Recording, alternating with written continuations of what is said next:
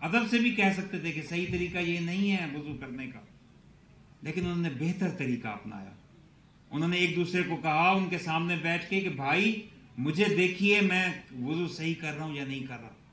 اور ایک بھائی دوسرے بھائی کی تصحیح کرتا رہا اور بزرگ نے بغور دیکھا اور طریقہ سیکھ کیا. یعنی اس کی عزت نفس مجروح نہیں ہوئی. آج آپ پڑھ گئے ہیں، آپ کے پاس ورلڈ کلاس نالج ہے، آپ نے بہت چیزیں سیکھ لی ہیں، لیکن یاد رکھیے گا اپنے والدین، بڑوں اور معاشرے کے بڑوں کو ڈائریکٹلی جا کے یہ کہنا کہ تم غلط ہو اور مجھے زیادہ پتہ ہے، یہ تعلیم یافتہ کا رویہ نہیں ہے. تعلیم یافتہ شخص اس بات کو زیادہ غور کرتا ہے کہ بات کرنی کس طرح ہے اور کیا کرنی. اور ضروری نہیں کہ آپ کے پاس صحیح نالج. اگر آپ چاہتے بھی ہیں کہ آپ اپنے والدین کی تصحیح کریں تو پھر وہ طریقہ اپنائیے کہ ان کی عزت نفس مجروح نہ ہو. اور اگر جہاں تصحیح کرنا ضروری نہ ہو تو وہاں سر جھکائیے اور یہی پریٹینڈ کیجئے کہ آپ وہ بالکل ٹھیک کہہ رہے ہیں. یہ ادب کے تقاضے ہیں اور ادب بہت اہم ہے. ایک دوسرے کا ادب کیجیے. اپنے معاشرے میں اپنے کولیگز کا ڈیو ان کو ریگارڈ دیجیے اور ان کی بہتری چاہیے. آپ دوسروں کی بہتری چاہیں گے، اللہ تعالیٰ آپ کی بہتری کرے گا اور آپ کامیاب ہوتے چلے جائیں گے. Dear students, you are the most precious asset Pakistan has.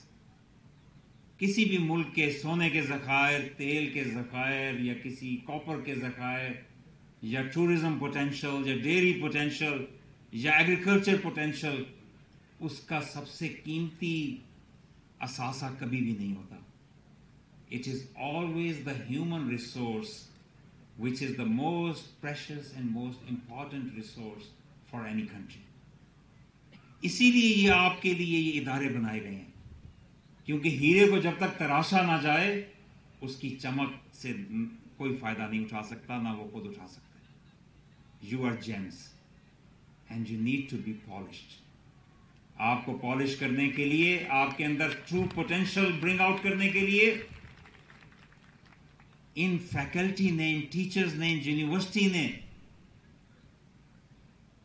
کام کیا ہے، محنت کی ہے.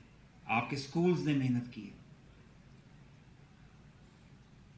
اور ہمیں اس کو بھی گریٹیٹیوڈ پیش کرنا ہے. ہمیں شکر گزار ہونا ہے. اساتذہ کا مقام بھی والدین کے مقام جیسا ہے.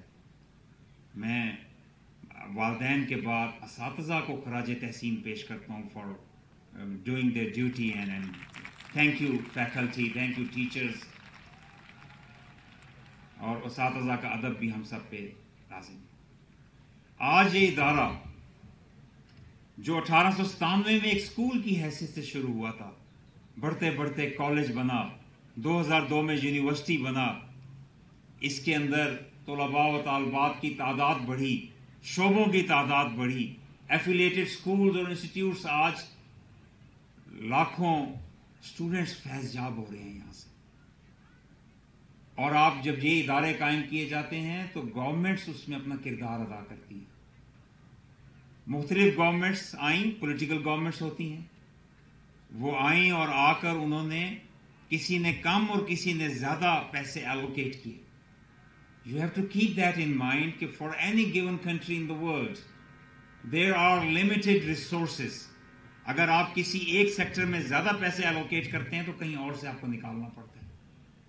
مجھے اس بات کا افسوس ہے کہ ہم جو ریئل ایشوز آف پاکستان ہیں ہم اس کو اپنے الیکشنز کا ایشو نہیں بنا سکے.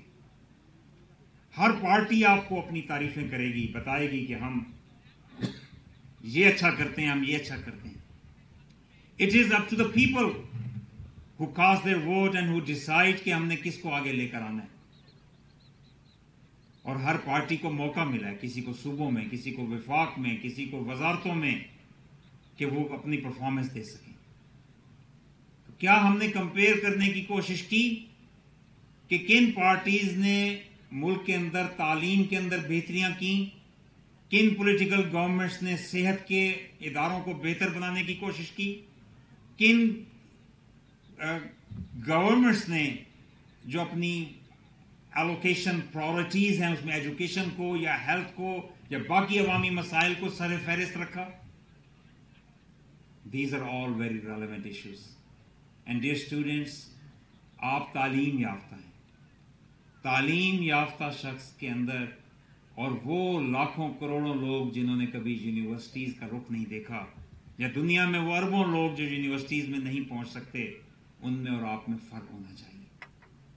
آپ وہ لوگ نہیں ہو سکتے جن کو کوئی بھی ادارہ, کوئی بھی شخص, کوئی بھی پارٹی, کوئی بھی اشتہاری کمپنی یا کوئی بھی مارکیٹنگ کمپنی یا کوئی بھی اور انڈسٹریل آرگنائزیشن اپنے مذموم مقاصد کے لیے آپ کو استعمال کرے. ایک ایجوکیٹڈ آدمی لاٹھی کی طرح نہیں ہانکا جاتا. ایک ایجوکیٹڈ آدمی, ایک ایجوکیٹڈ شخص کسی کے الٹیریئر موٹیوز کا ٹول نہیں بن سکتا.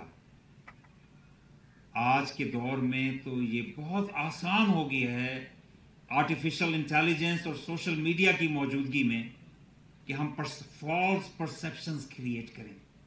And we know that perceptions are more important than reality. آج آگمنٹڈ ریالٹی جو ہے اس کی کریشن, آج فالس ریالٹی کی کریشن ایک آسان ہو چکی ہے اور اس کی ایک سائنس بن چکی ہے. ہم انسان بڑے کمزور ہیں اور ہمیں بہت سی ہمارے اندر خرابیاں پائی جاتی ہیں. ایک تو یہ بات ذہن سے میں رکھیے کہ کوئی شخص پرفیکٹ نہیں ہوتا, پرفیکٹ صرف خدا کی ذات ہوتی ہے. اور جب یہ کہتے ہیں کہ پرفیکٹ نہیں ہوتا تو اس میں لیڈر بھی شامل ہے, اس میں استاد بھی شامل ہے, اس میں ماں باپ بھی شامل ہیں, اس میں تمام انسان شامل ہیں. تو don't try to expect perfection out of human beings. دوسروں کے اندر اچھائیاں دیکھیے, آپ کو بہت ملیں گی. اپنے کولیگز میں دیکھیے, اپنے معاشرے میں دیکھیے, and be thankful for all the good they carry. اور اپنی خامیوں پہ نظر رکھیے. لیکن اس کے ساتھ ساتھ ڈیئر اسٹوڈنٹس, جو آج کی آرٹیفیشل انٹیلیجنس کے دور میں آپ اگر سوشل میڈیا پیجز فلک کر رہے ہوں اور ایک لمحے کے لیے آپ کو اگر کسی جوتے کے اشتہار پہ آپ کی نظر ٹھہری, تو یہ محض اتفاق نہیں ہوتا کہ اگلے 2 منٹ میں 20 اور جوتوں کے اشتہار آپ کے سامنے آ جائیں گے. کیونکہ artificial intelligence and social media and computer technology is gauging کہ آپ کا انٹرسٹ کس طرف جا رہا ہے.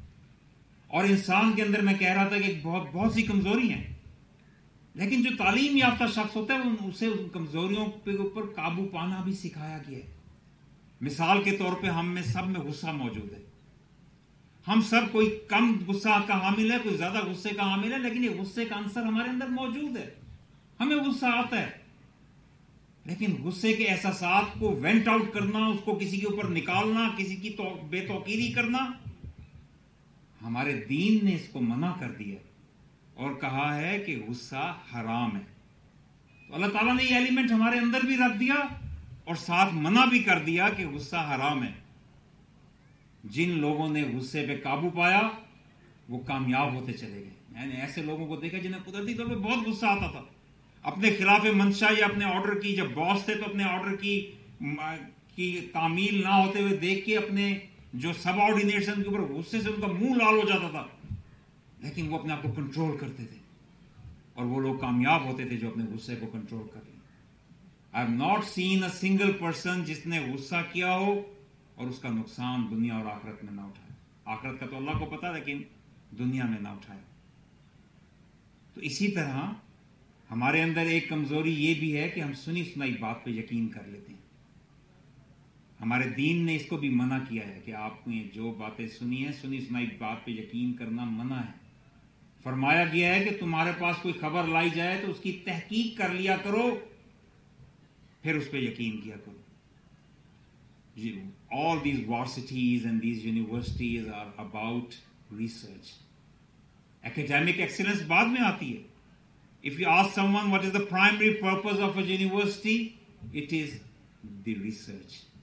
آج آپ کے وی سی بتا رہے تھے کہ ہم ریسرچ پہ زیادہ اسپینڈ کر رہے ہیں, ریسرچ آؤٹ پٹ ہماری بہتر ہو رہی ہے, ہم بہتری کی طرف جا رہے ہیں.